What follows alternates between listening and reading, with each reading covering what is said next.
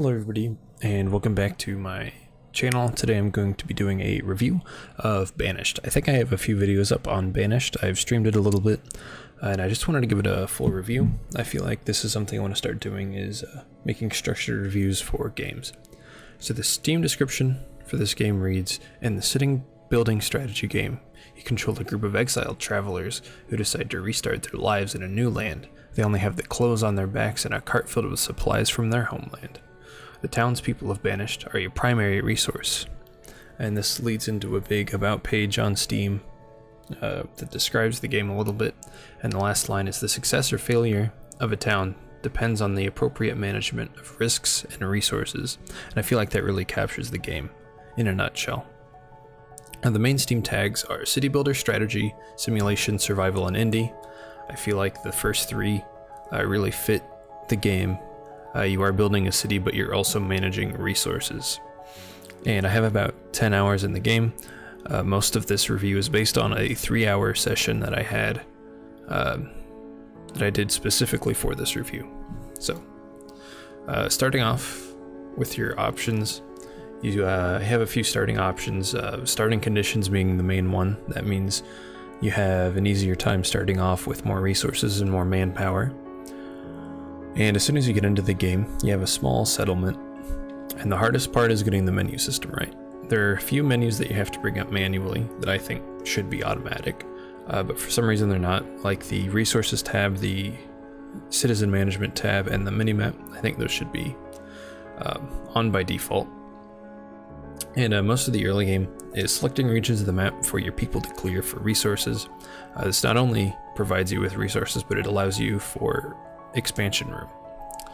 There are a few basic buildings that you need to start off. There's hunters' huts and gatherers' huts that you build pretty far away from your town because they have a range, and the more, I guess, nature that's in that range, the more food they'll produce, and that's what they're for, is food, which is your main resource, especially at the beginning.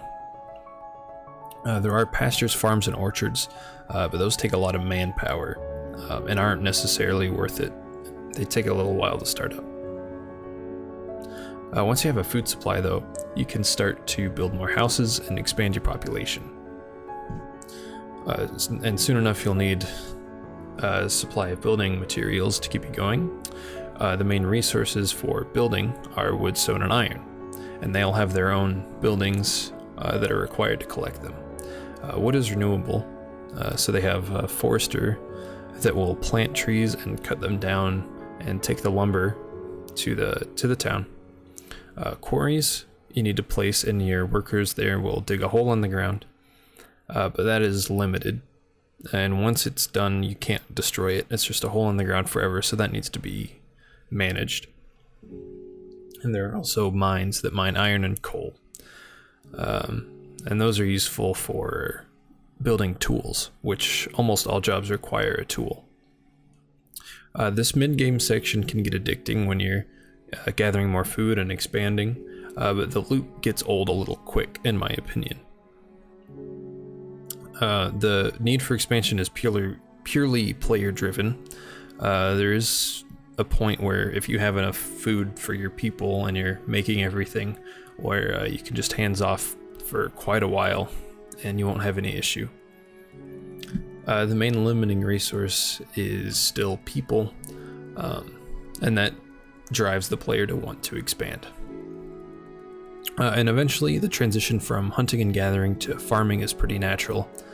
Nomads will request to join your settlement, and if you have room for them, you can take them in, and that usually allows you to dedicate them to farms, pastures, and orchards, and that makes hunting and gathering obsolete. This transition to farming makes food management a little more difficult, in that you have harvest in the fall, but you have to make it through the winter, spring, and summer before you can harvest again. All resources have a player set limit that tells the citizens of how much of something to make. When that limit is reached, any citizens assigned to the job will quit working, and a symbol will appear where they work. In this situation, the player has the choice to either raise the cap and allow more resources to be made, or to basically fire that person and put them in another job and stop production of that resource. I tried to find an end game, but I feel like it could go on forever. To me, it feels like the expansion gets really repetitive after a while. You know, expand your food, expand your houses, maybe add some mines here and there, but that's pretty much it for the vanilla game. And basically you just want to fill up the entire map with resource production and people, but I don't think I would ever try to actually do that. So overall, the game looks really good graphics wise, especially for the genre. I feel like the city builder genre has a little lack on the graphics usually, and it has a very nice graphical theme of like they got exiled from somewhere, or banished, if you will, and they need to start again. The music and ambient sounds are amazing, but some of the city sound effects can be overwhelming and loud, like a blacksmith or a field of sheep. And to me, the progression feels fast and short. Like I said, the 3-hour session, I was dragging it on at the end of that. Basically for the last hour, I was just doing the same thing. I feel like the game has a pretty easy learning curve. It's just simple resource management and micromanagement of your manpower. Some of the game is addicting, but it fades pretty quickly.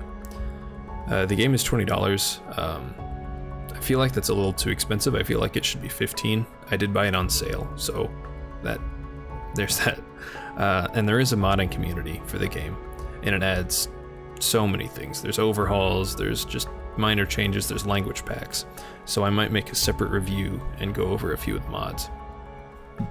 The game is in full release, so the devs don't really release updates anymore, but it's stable. I haven't encountered any issues. Sometimes the livestock will go through a lake or something, but whatever. In conclusion, I give it a 7 out of 10. It's fun for a while, and the price point really kills that. I played for about 3 hours, like I said, and got tired of repeating the expansion loop. If the game ever goes on sale, I would suggest buying it. So thank you so much for watching. Subscribe for more reviews, and I will see you next time.